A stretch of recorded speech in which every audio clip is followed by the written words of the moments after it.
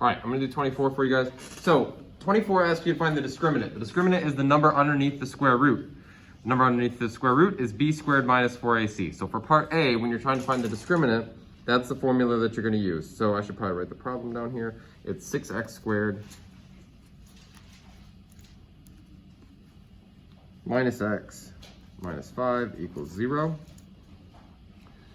And then I'm gonna find the discriminant first. So let's call that D. So the discriminant will be b squared, so that's negative 1 squared, minus 4ac, so minus 4 times 6 times c, which is negative 5.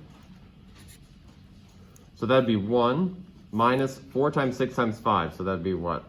Plus, actually, right? Negative times a negative. And then that'd be 20 times 6. Is it 120?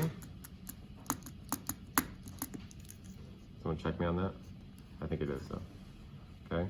So I think it's 120, and then the discriminant then is 121. And so then the question there is, what does that mean? So if it's 121, we know that it's not going to be imaginary solutions because we're going to take the square root of this number. If it's a perfect square, then we know that we're going to end up with rational.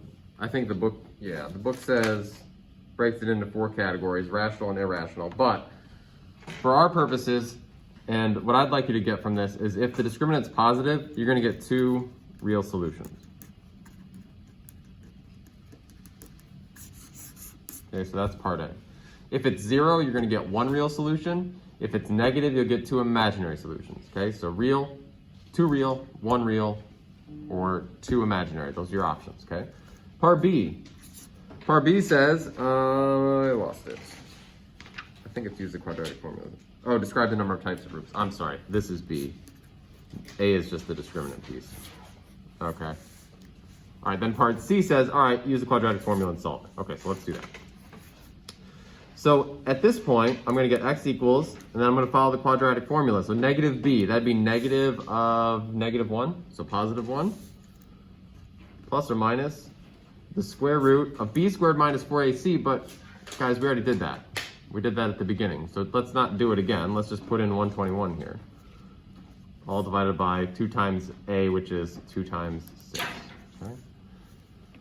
And now we're going to clean this up. So I get x equals 1 plus or minus 11 divided by 12.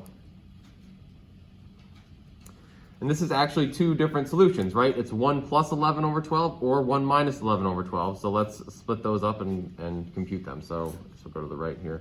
So it's either going to be 1 plus 11 over 12, which would be 12 over 12, which would be 1.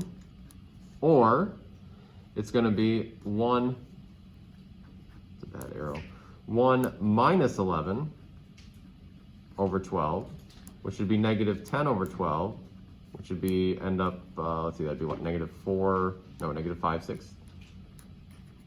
So there's my 2 solutions written out explicitly, just x equals 1 and x equals negative 5/6. Okay.